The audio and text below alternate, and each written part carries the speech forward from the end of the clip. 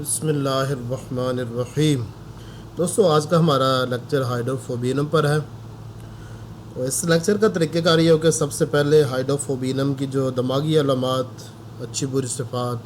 اس کی مرکزی صفت اس کے بارے میں بیان کروں گا،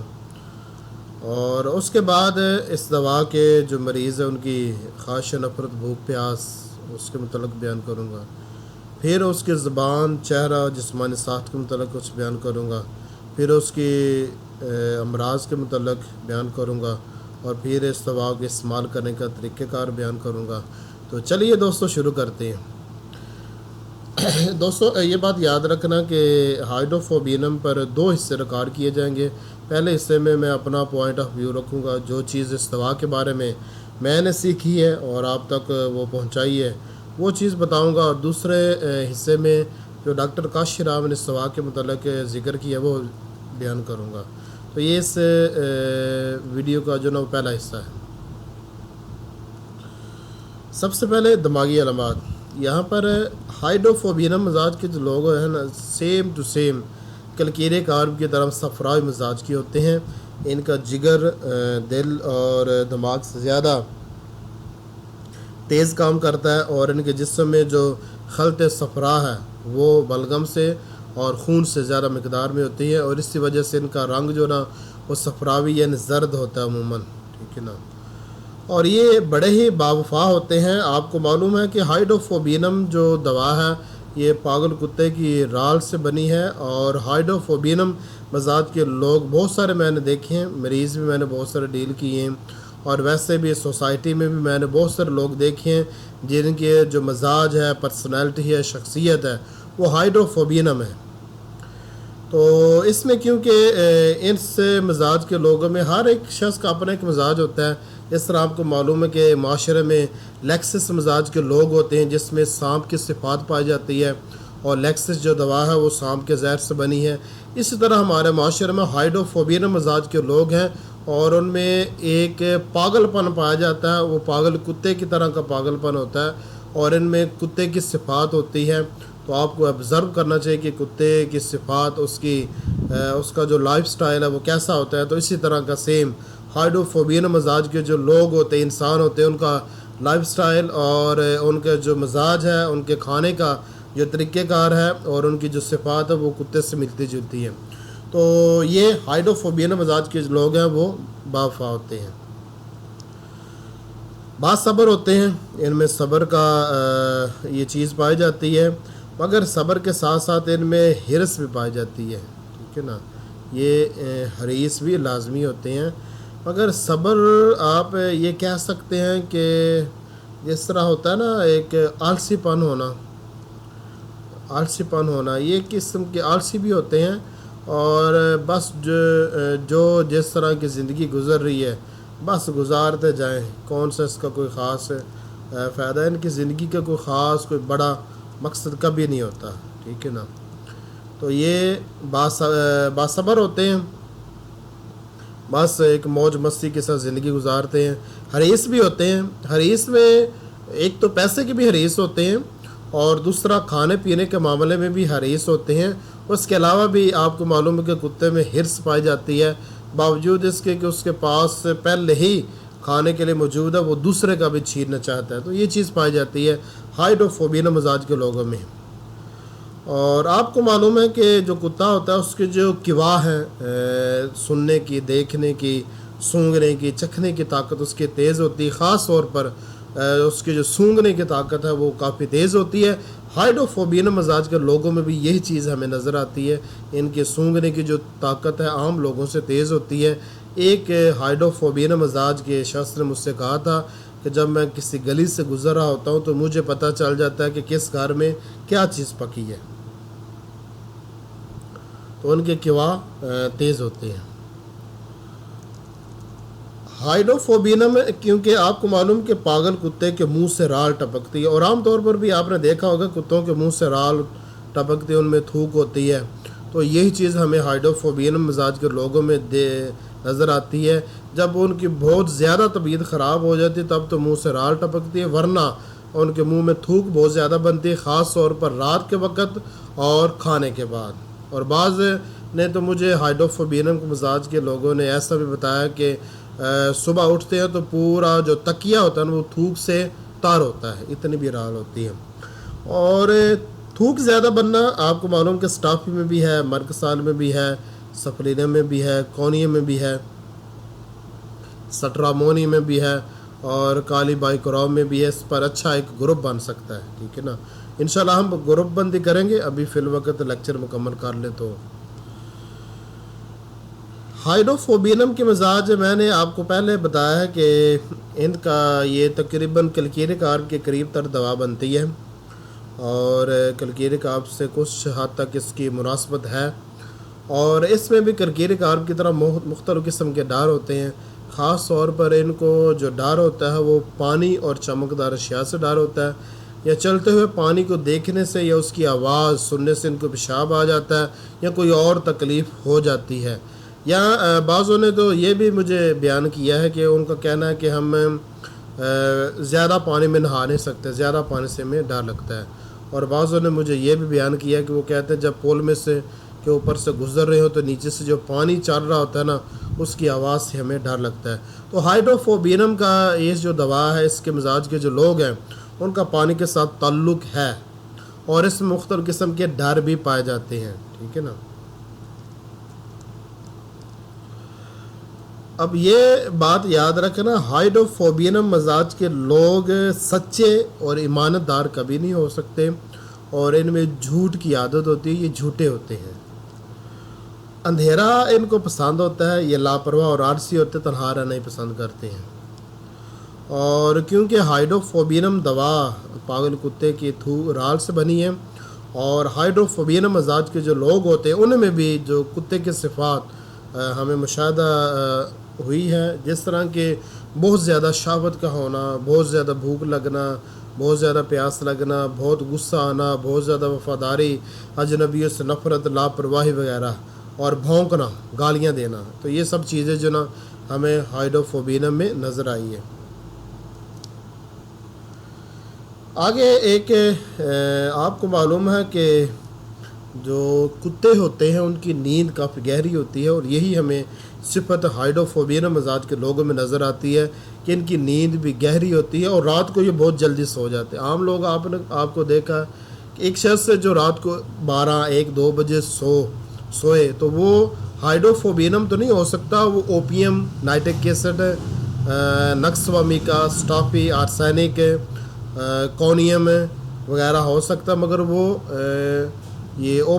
جو ہائڈروفوبینم وہ نہیں ہو سکتا، کیونکہ ہائڈروفوبینم کو نیند زیادہ آتی ہے اور وہ رات کو جلد سو جاتے ہیں اور صبح اٹھتے بھی جلد ہے، نیند ان کی لمبی ہوتی ہے، اور یہ ان کی لاپرواہی کا نتیجہ ہے۔ اور یہ بھی سمجھ لے کہ ایک کتے جیسی صفات میں ہی یہ چیز داخل ہوتی ہے۔ سونگھنے کی حس کے بارے میں نے آپ کو پہلے بتا دیا کہ یہ ضرورت سے زیادہ تیز ہوتی ہے، تو اس کے بارے میں پہلے میں نے وضاحت کر دی ہے۔ اور یہاں پر ایک بات یاد رکھیں، اکثر میں نے جو ہائڈروفوبینم دیکھے ہیں ان کی جو قوت بینائی ہے وہ کم ہوتی ہے۔ اب ان دونوں صفات کا تعلق کیونکہ اوپر کے جملے کے ساتھ ہے، اس لیے میں نے اس کو اوپر کر دیا ہے۔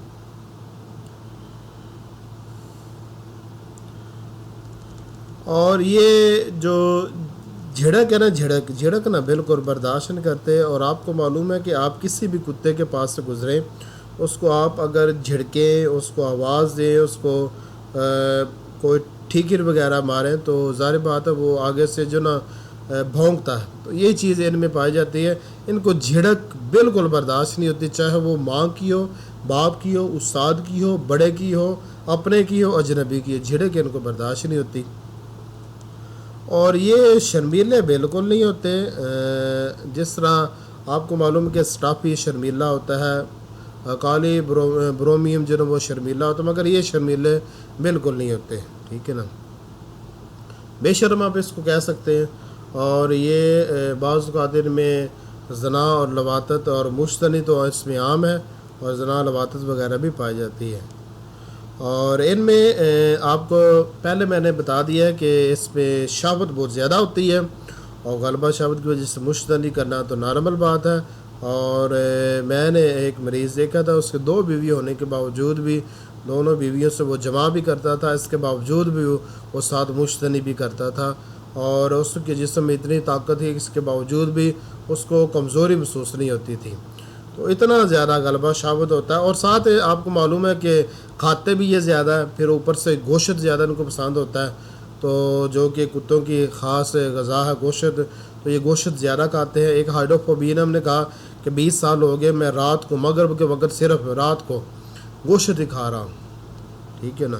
تو یہ چیز ہے، ان میں غلبہ ثابت اور مشتنی اور لواطت اور زنا وغیرہ بھی ان میں پایا جاتا ہے۔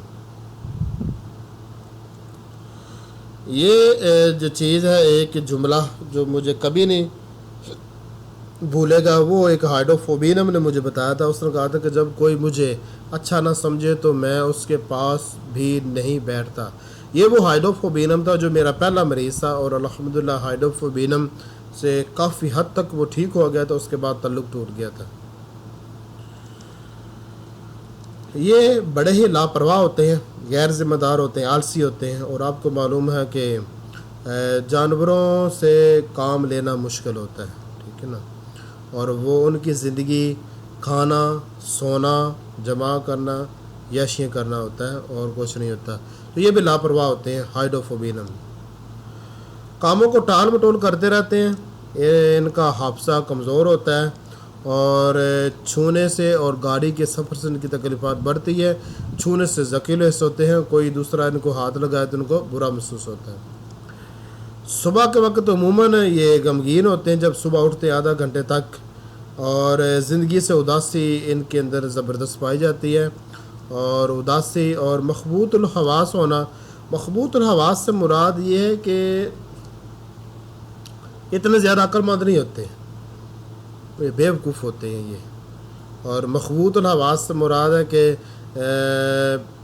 انسان بات کر رہا، اس کو سمجھ ہی نہ آ رہی ہو کہ وہ بات کیا کر رہا ہے، اس سے کہتے ہیں مخبوط الحواس ہونا۔ تو یہ اس طرح کے ہوتے ہیں، نکتہ چین ہوتے ہیں، زبان دراز ہوتے ہیں۔ آپ کو پتہ ہے کہ کتے کی کیسے بھونکتے ہیں، تو یہ نکتہ چینی اور زبان درازی ان میں پائی جاتی ہے۔ کلکیری کارب کی طرح ان میں اس بات کا ڈر ہوتا ہے کہ میں پاگل نہ ہو جاؤں، اور ان کے چہرے پر ڈر بھی ٹپک رہا ہوتا ہے، جس طرح کہ جو جار بطارکس نے لکھا ہے، اور یہ ڈر میں نے بھی اس کا مشاہدہ کیا ہے مریضوں میں۔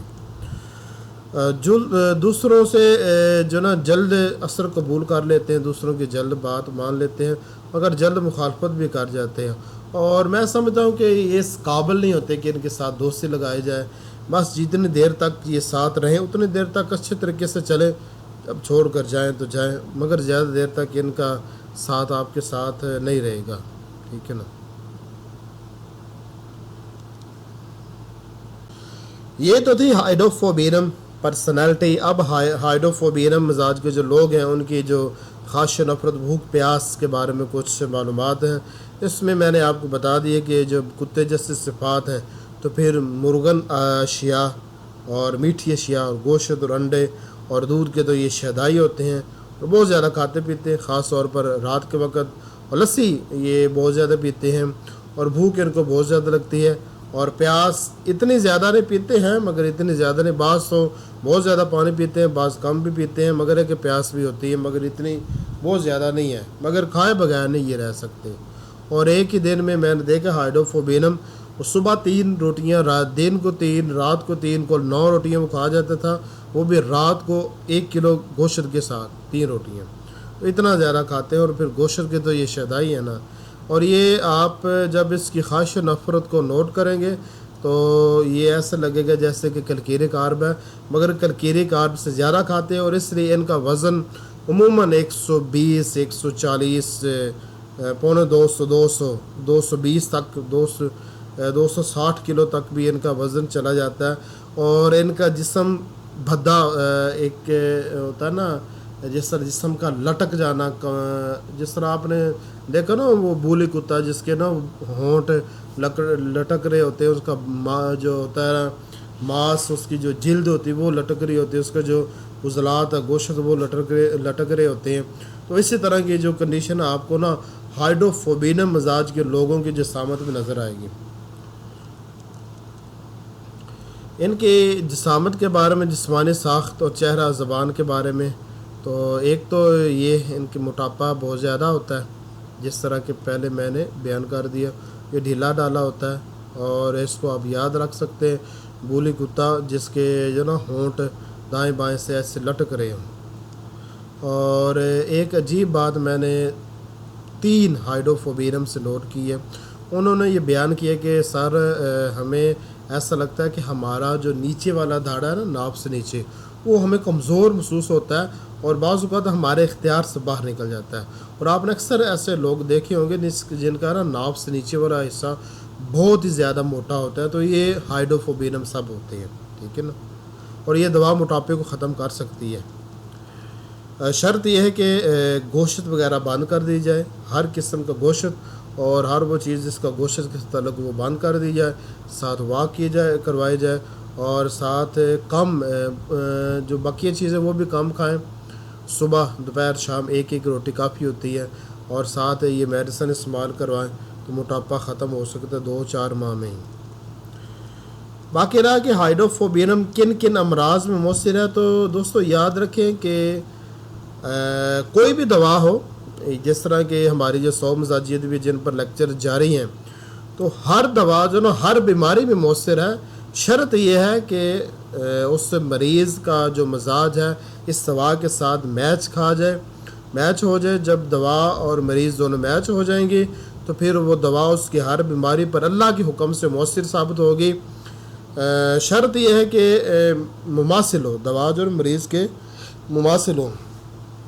تو اوپر جو کچھ بیان کیا گیا، اگر وہ چیزیں آپ کو اپنے مریض میں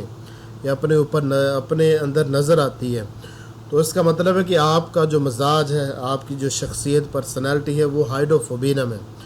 اب آپ کو کوئی بھی مرض ہو، اللہ تعالیٰ کے حکم سے یہ دوا اس پر مؤثر ثابت ہوگی، اس مرض کو ختم کر دے گی۔ اب مرض کئی قسم کے ہو سکتے ہیں، جسم کی کسی جگہ پر درد بھی ہو سکتا ہے، قبض بھی ہو سکتا ہے، پیشاب کے قطرے آنا بھی ہو جاتا ہے، یا پیشاب میں جلن بھی ہے، سوزاک بھی ہو سکتا ہے، زیادہ زکام لگنا بھی ہو سکتا ہے، سینے سے زیادہ گندی بدبو آنا، یا مقد میں ناسور بھی ہو سکتا ہے، بواسیر بھی ہو سکتی ہے، یا سانس پھولنا بھی ہو سکتی ہے، کسی چیز سے الرجی بھی ہو سکتی ہے، کچھ بھی ہو سکتا ہے۔ تو تمام امراض میں یہ مؤثر ہوگی، یہ دوا مؤثر ہوگی، اور کچھ امراض جن کا میں نے مشاہدہ کیا ان کو میں نے لکھ دیا، ٹھیک ہے نا۔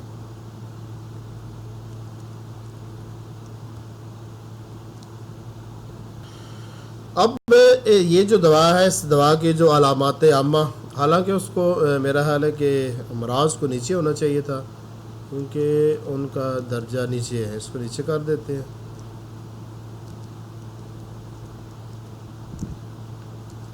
یہ اطراف کو اوپر ہونا چاہیے تھا۔ اس دوا کی علامات عامہ، اطراف جسم، مزاج، کمی زیادتی وقت کے بارے میں، تو ہائیڈروفوبینم مزاج کے جو لوگ ہوتے ہیں، ان کی زیادہ تر جو تکلیفات ہوتی ہیں بائیں جانب ہوتی ہیں، اور یہ دوا جو نا بائیں جانب کی دوا ہے، اور اس کی اکثر تکلیفات ہمیں جب نظر آئیں گی تو غلبہ بائیں جانب ہوگا، جس طرح کہ بائیں بازو کا درد، بائیں آنکھ کا کمزور ہونا، بائیں گردے میں درد، بائیں گردے میں پتھری، یا اس کے علاوہ کوئی اور مسئلہ ہو۔ اور دوسرا یہ کہ یہ دوا گرم مزاج ہے، اور ہائیڈروفوبینم کے ایک مریض نے مجھ سے کہا تھا کہ سر مجھے گرمیاں اچھی نہیں لگتی، سردیاں اچھی لگتی ہیں، اور سردیوں میں انجوائے کرتا ہوں، ٹھیک ہے نا۔ اور یہ آرام پسند ہوتے ہیں، کام پسند بالکل نہیں ہوتے، لاپرواہ اور آلسی ہوتے ہیں، ٹھیک ہے نا۔ تو یہ تو تھی ہائیڈروفوبینم۔ اب اس کو استعمال کیسے کرنا ہے؟ تو ہائیڈروفوبینم کو آپ 200 پوٹنٹس میں استعمال کر سکتے ہیں۔ اس کی 8 ڈوزیں لینی ہیں،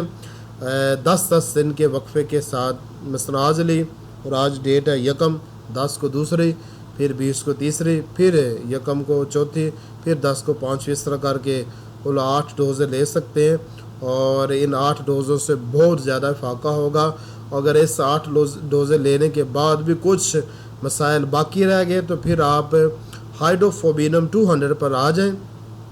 1 پر آ جائیں، اور اس کو استعمال کرنے کا طریقہ ہے اس کی 4 ڈوزیں لینی ہے، اور ایک ڈوز جو نا تقریباً 2 ماہ کے